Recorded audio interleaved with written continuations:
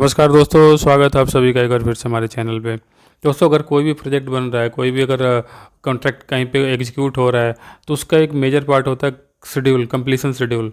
मतलब जब स्टार्ट हुआ प्रोजेक्ट और कब तक कंप्लीट होना है। और कंप्लीशन स्टेज तक कंप्लीट प्रोजेक्ट अगर नहीं होता है तो बहुत सारे उसमें फिर एक्सटेंशन ऑफ टाइम का डिमांड किया जाता है। फिर उसमें एक्सटेंशन ऑफ टाइम में बहुत सारे कॉस्ट अप्लाई हो जाते हैं, फिर कॉस्ट की डिमांड कॉन्ट्रैक्टर के थ्रू होने लगती है, या क्लाइंट के थ्रू बहुत सारे फाइन लगा दिए जाते हैं, बहुत सारे चार्जेज लगा दिए जाते हैं अपने वेंडरों के ऊपर। तो इसी पर्टिकुलर चीज़ों से बचने के लिए सब कॉन्ट्रैक्ट एग्रीमेंट में एक ऐसा क्लाउज को इम्प्लीमेंट किया जाता है, जो लिक्विडेटेड डैमेजेस, एक ऐसा क्लाउज जो काफ़ी ज़्यादा महत्वपूर्ण हो जाता है सब कॉन्ट्रैक्ट एग्रीमेंट में। और इन सब चीज़ों को काफ़ी ज़्यादा विस्तृत रूप से इन चीज़ों को क्लैरिफाई करता है कि भाई ऐसा नहीं, इस कंडीशंस में चीज़ें होनी चाहिए। तो इसको कुछ पॉइंट्स के माध्यम से समझेंगे, लिक्विडेटेड डैमेजेज आखिर है क्या और इसका मेन रोल क्या है। जैसे हम सभी जानते हैं, लिक्विडेटेड डैमेज मतलब कोई अगर प्रोजेक्ट कहीं शुरू हो रहा है तो एक स्टार्ट डेट हो गया, एक फाइनल कंप्लीशन डेट हो गया, बीच में बहुत सारे के माइलस्टोन भी आते हैं। माइलस्टोन के ऊपर भी चर्चा करेंगे कि माइलस्टोन क्या होता है। तो स्टार्टिंग अगर स्टार्ट हो और फिनिश डेट, स्टार्ट और फिनिश डेट के बीच में बहुत सारी एक्टिविटीज़ होती हैं। उस एक्टिविटीज़ को टाइमली कंप्लीशन फुलफिल करना है। और फाइनल स्टेज जो फाइनल कंप्लीशन डेट है, हैंडओवर डेट है, कंप्लीशन ऑफ फैसिलिटीज़ का डेट है, उस डेट तक प्रोजेक्ट को सब कॉन्ट्रैक्टर के द्वारा हैंडओवर किया जाना है अपने क्लाइंट को, ताकि वो रनिंग मोड में आ सके।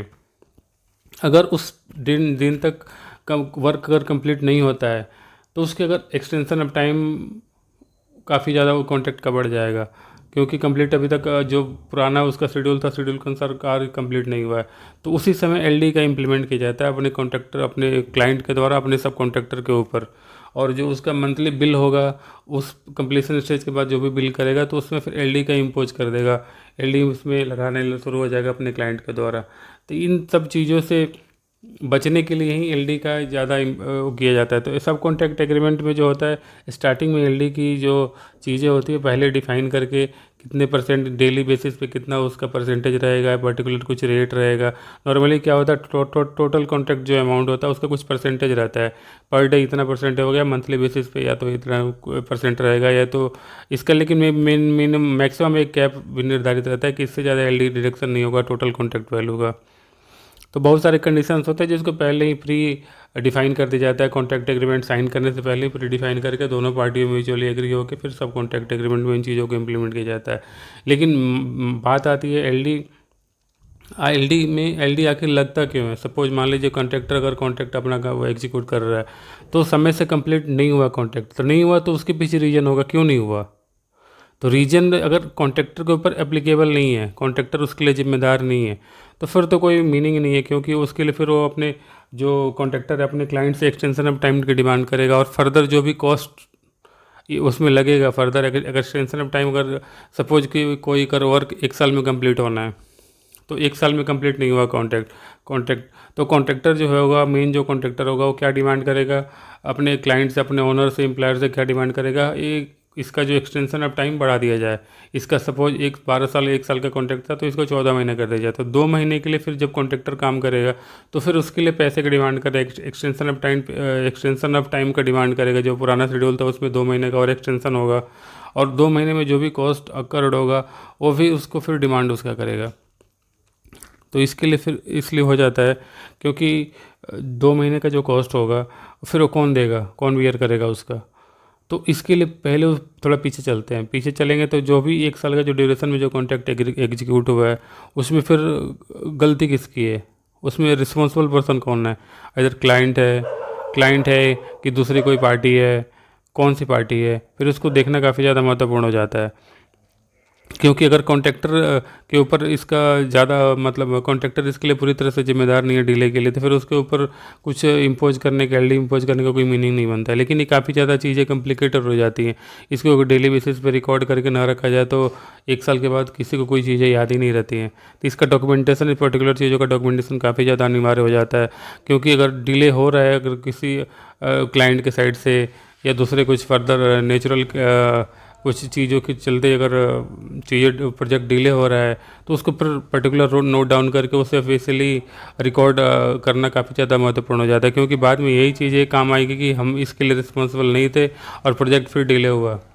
तो ऐसे बहुत सारे कंडीशंस होते हैं जिसमें काफ़ी क्लैरिटी, कहीं कहीं क्लैरिटी नहीं है, क्योंकि डिले के लिए कौन रिस्पॉन्सिबल रहेगा। डिले अगर हुआ है तो फिर कोई पार्टी एग्री नहीं करना चाहती लास्ट में प्रोजेक्ट के कंप्लीशन स्टेज में कि हम भाई डिले हमारे अंडर में नहीं है, क्योंकि ऑफिशियल उस समय डॉक्यूमेंट बहुत सारी चीज़ें मानने के लिए कोई तैयार नहीं रहता है। तो इसमें काफ़ी सारा अभी क्लैरिटी इसमें आनी बाकी है, लेकिन ओवरऑल एक्सटेंशन ऑफ टाइम की डिमांड कॉन्ट्रैक्टर कर सकता है, और जो भी कॉस्ट लगने वाला है बेसिक कॉस्ट उससे म्यूचुअली फिर वो बात करके कॉन्ट्रैक्टर अपने क्लाइंट के थ्रू उन चीज़ों को म्यूचुअली एग्री करके आगे फर्दर कंप्लीट कर सकता है।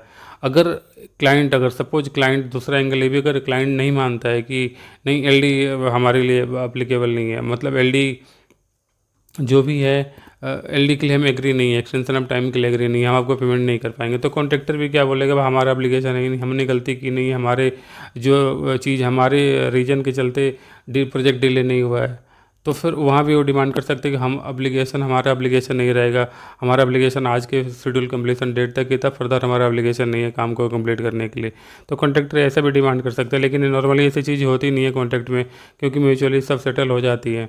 क्योंकि प्रोजेक्ट जो होते हैं काफ़ी बड़े होते हैं, एक बार कोई कंपनी किसी प्रोजेक्ट में इन्वॉल्व हो जाती है तो फिर उसको चाहते हैं कि फाइनली कंप्लीट करके वहाँ से बाहर निकलना, म्यूचुअली चीज़ें फ्रूटफुली डिस्कशन के माध्यम से क्लियर हो जाएं तो ज़्यादा बेटर होता है। क्योंकि इसमें अगर नहीं होता है तो फिर दो कॉन्ट्रैक्टर के ऊपर काफ़ी ज़्यादा प्रश्न चिन्ह लग जाता है, क्रेडिबिलिटी के ऊपर उसका काफ़ी असर पड़ता है। तो इन सब चीज़ों को काफ़ी प्री डिफाइन करके चीज़ों को करना काफ़ी ज़्यादा बेटर रहेगा। अगर सब कॉन्ट्रैक्ट एग्रीमेंट कोई कंपनी शुरू कर रही है अपने ओनर के साथ, अपने एम्प्लॉयर के साथ, तो काफ़ी ज़्यादा बेटर रहता है।